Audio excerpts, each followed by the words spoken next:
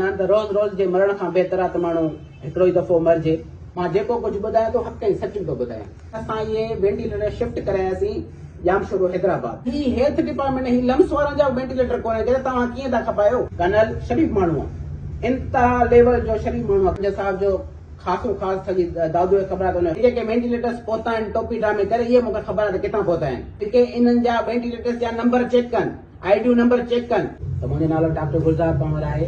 मां लम्स मां 5 graduation DPT कई 2014 में।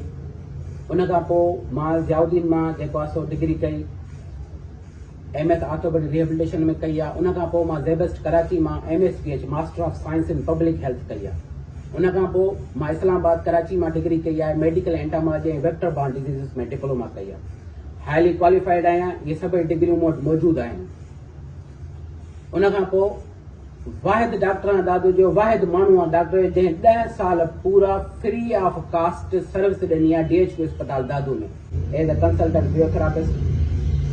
कुझु टाइम पहिरियां हॉस्पिटल जो जेको असांजो कर्नल रिटायर्ड फतेह टालपुर साहब जेको एडमिनिस्ट्रेटर हुयो DHQ हॉस्पिटल दादू में, जंहिं पंहिंजो जेको सेशन कोर्ट दादू में पंहिंजो बयानु ॾिनो वेंटिलेटर्स जे बारे में, जेको असां दादू वारनि जे लाइ रिज़ाइन करे हलियो वियो। फेसबुक ते मुंहिंजो नालो लिखियईं त डॉक्टर गुलज़ार खे वेंटिलेटर्स जे बारे में ॼाण आहे ऐं उनखे सभु ख़बर आहे।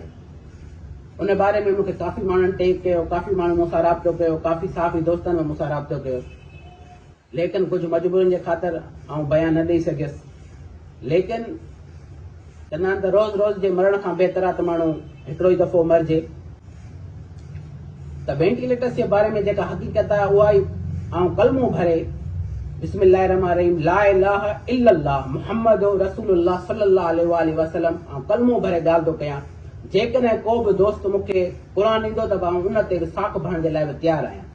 त क़ुरानी माण्हू कूड़ा माण्हू खणंदा आहिनि, पर जेकॾहिं को दोस्त मूंखे ॾींदो त आउं उन ते बि साख ॾियण जे लाइ तयारु आहियां। वेंटिलेटर मशीन जो छा चकर आहे? वेंटिलेटर पहिरियां त मशीन्स आहिनि छा? खुदारा is being a doctor ventilator machine उहा आहे जेका असांजे आख़िरी स्टेज में असां वटि कमु ईंदी आहे। हथरादू साह खाईंदी आहे माण्हू खे। जॾहिं माण्हू अनकॉन्शियस को पेशेंट हूंदो आहे त असां हुनखे जेको आहे सो आख़िरी स्टेज में वञी वेंटिलेटर ते शिफ्ट कंदा आहियूं। एॾी क़ीमती मशीन आहे जेका असांजी जान थी बचाए, जेका कोरोना जे टाइम ते, हींअर न, कोरोना जे टाइम ते डॉक्टर अब्दुल करीम मीरानी साहब सिविल सर्जन हुया। उन टाइम ते सिंध गवर्नमेंट हेल्थ डिपार्टमेंट जेका ॾिनी हुयूं DG ऑफिस खे, DG ऑफिस वारनि वरी जेको आहे सो डिस्ट्रीब्यूट कयूं पूरी सिंध में, जंहिंमें 14 वेंटिलेटर तइदाद में 14 वेंटिलेटर DHQ अस्पताल दादू खे मिलिया ऐं civil surgeon doctor Abdul Karim Mirani साहब उहे रिसीव कया। उनजी रिसीविंग मौजूदु आहे। उन खां पोइ जॾहिं हीअ असांजी हॉस्पिटल सिविल अस्पताल दादू MOU जे तहत लम्स वारनि खे मिली, लम्स वारनि अचे जेको आहे सो टेक ओवर कयो। त पोइ छा थियो जो हिकिड़े ॾींहुं मां बि उते हॉस्पिटल में हुयुसि।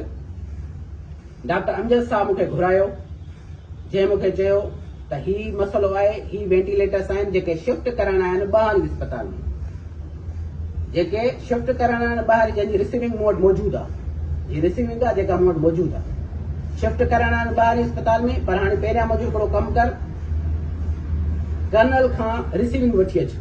रिसीव खां सिविल अस्पताल खां न्यू DHQ हिनखे रिसीव कराइण, ऐं मां वरी कर्नल खां वञी रिसीविंग। कर्नल मूंखे ट्रस्ट कंदो हुयो, एतबार कंदो हुयो।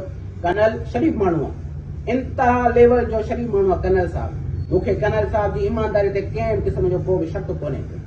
कर्नल साहब मूंखे इहा रिसीविंग ॾिनी जेका मूं वटि मौजूदु आहे, हींअर मौजूदु आहे। इहा कर्नल साहब जी रिसीविंग आहे वेंटिलेटर्स जी। मां उहे वेंटिलेटर्स असां शिफ्ट करायासीं काथे, न्यू DHQ अस्पताल दादू में। उते जो वियासीं, अमजद साहब मूंखे घुरायो त बाबा हाणे ही हिकिड़ो कमु आहे, छो त मां अमजद साहब जो ख़ासो ख़ासि सॼी दादू खे ख़बर आहे त हुनजो ख़ासो ख़ासि दोस्त बि आहियां। कूड़ जेका हक़ीक़त आहे मां उहो सची ॿुधायां थो। अमजद साहब खे ख़बर आहे।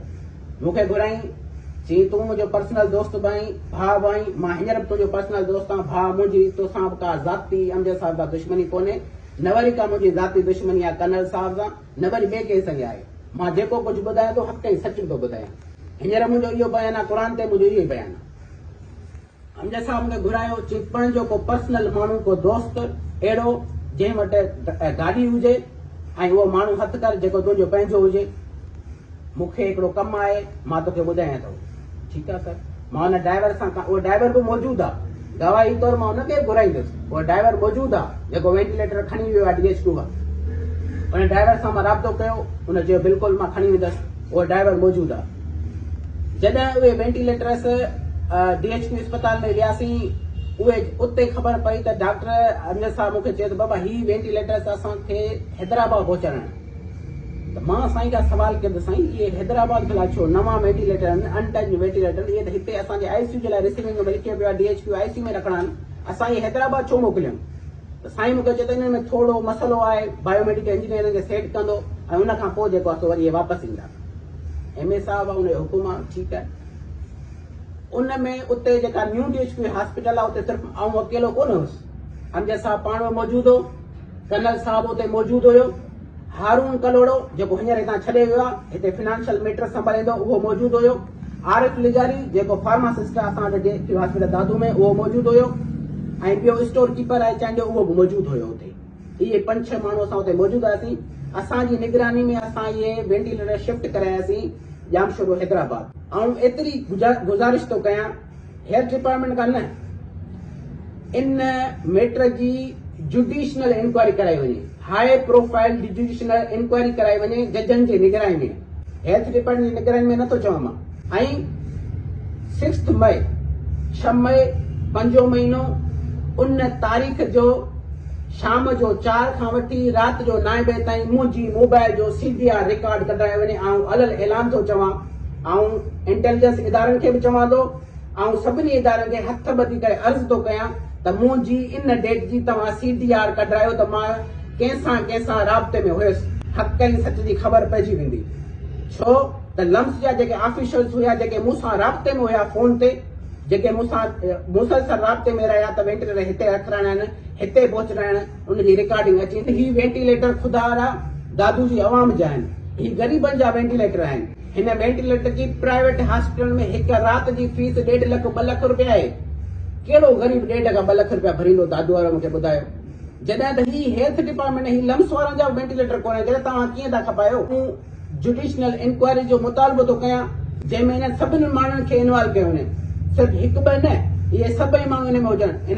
जेके दोस्त तनक़ीद पिया कनि कुझु नौकरियुनि जे चकर में, कुझु जी मजबूरी आहे, मां तव्हांजी मजबूरी सम्झां थो मुंहिंजा भाउ, कंहिंजी नौकरी आहे, कंहिंखे 6 महीननि जो कॉन्ट्रेक्ट आहे, भले तव्हां वंगारू वहो, पर हिकिड़े ॾींहुं तव्हांखे मरणो ज़रूरु आहे। इहो तव्हां यादि रखिजो, क़बर में तव्हांखे ज़रूरु वञिणो आहे, ऐं उते क़बर में तव्हांखां हिसाब किताब ज़रूरु थियो। हिते दुनिया में तव्हां ख़ुशि हूंदो, तव्हांखे लग्ज़रियूं गाॾियूं हूंदियूं, बंगला हूंदा। मां मिसकिन माण्हू आहियां, मां ग़रीब माण्हू, मां तव्हां सां नथो पहुची सघां। मां हींअर बि ॿाहूं ॿधी तव्हांखे अर्ज़ु थो कयां, मां तव्हां सां नथो पहुची सघां, मुंहिंजी एतिरी हैसियत कोन्हे का। ख़ुदारा मुंहिंजी जान छॾियो, मूंखे टारगेट करणु बंदि कयो, मूंखे ब्लैकमेल करणु बंदि कयो, मूंखे धमकियूं ॾियणु बंदि कयो। जेके तव्हां मूंखे धमकियूं ॾियो था, जेको तव्हां मूंखे ब्लैकमेल कयो था, इहे महिरबानी करे, मां मिसकिन माण्हू, मूंखे इहे धमकियूं न ॾियो। बाक़ी जेके मूंखे धमकियूं ॾियनि था, ऐं जेको आहे सो SP साहब खे चवां थो त मुंहिंजी प्रोटेक्शन कयो। दादू जे बहादुर वकीलनि खे मां अर्ज़ु कयां थो त महिरबानी करे मुंहिंजी प्रोटेक्शन कयो। ऐं दादू जे बहादुर साहबनि खे, करप्ट साहबनि खे न, जेके बहादुर आहिनि, उन्हनि खे चवां थो त हक़ ऐं सच सां बीहो। जेको हक़ आहे, जेको सच आहे उहो सच आहे, हक़ ऐं सच लिखो, कंहिंखे बि टारगेट न कयो। असां चवंदा जेका दादू वारनि जी अमानत आहे, उनजी इन्वेस्टिगेशन थियणु खपे। उन वेंटिलेटर जो रिकॉर्ड मौजूदु आहे, ईअं त कोन्हे को। जॾहिं टीम अचे, टीम हेल्थ डिपार्टमेंट टीम असांखे कोन्हे खपे, जजनि जी हिकिड़ी टीम अचे, जजनि जी इंक्वायरी थियणु खपे, जंहिंमें फुल प्रूफ जेको हाईली क्वालिफाइड जेका माण्हू हुजनि, जेके इन्हनि जा वेंटिलेटर्स जा नंबर चेक कनि, IDU नंबर चेक कनि, इन्हनि जा IBN नंबर चेक कनि। हे जेके वेंटिलेटर्स पहुता आहिनि टोपी ड्रामे करे, इहे मूंखे ख़बर आहे त किथां पहुता आहिनि। इहे उहे वेंटिलेटर्स ई कोन्हनि के सिंध गवर्नमेंट वारा, हे तव्हां टोपी ड्रामो करे खणी आयो, केॾीमहिल खणी आयो, केरु खणी आयो, मूंखे ख़बर आहे। मुंहिंजी भेण FCPS आहे, FCPS गाइनोकोलॉजिस्ट आहे, जंहिंखे नौकरी मां कढियो वियो, डॉक्टर रानिया खे FCPS आहे। हुन FCPS खे कढियो वियो त सिर्फ़ु गुलज़ार खे प्रेशर ॾियो त जेको आहे कर्नल जे ख़िलाफ़ बयान ॾे। डॉक्टर रानिया जंहिंखे नौकरी मां हिननि कढी छॾियो आहे, ऐं उन जॻह ते चोर, चकार, शराबी सभु भर्ती थियल आहिनि, ऐं इहे मूं वटि सभु प्रूफ आहिनि भर्ती वारा तव्हांजा। तव्हां घबरायो न। FCPS डॉक्टरनि खे कढी करे तव्हां शराबी, चोर, चकार जेको आहे अस्पताल में भर्ती कयो था, हीअ असां डॉक्टरनि जो इमेज आहे। मुंहिंजे करे अदनान सोलंकी खे टारगेट कयो थो वञे। हू मुंहिंजो दोस्त आहे, मुंहिंजो भाउ आहे, हिन जो इहो मतिलबु न आहे त हू अचे मूंखां बयान वठे कर्नल जे लाइ।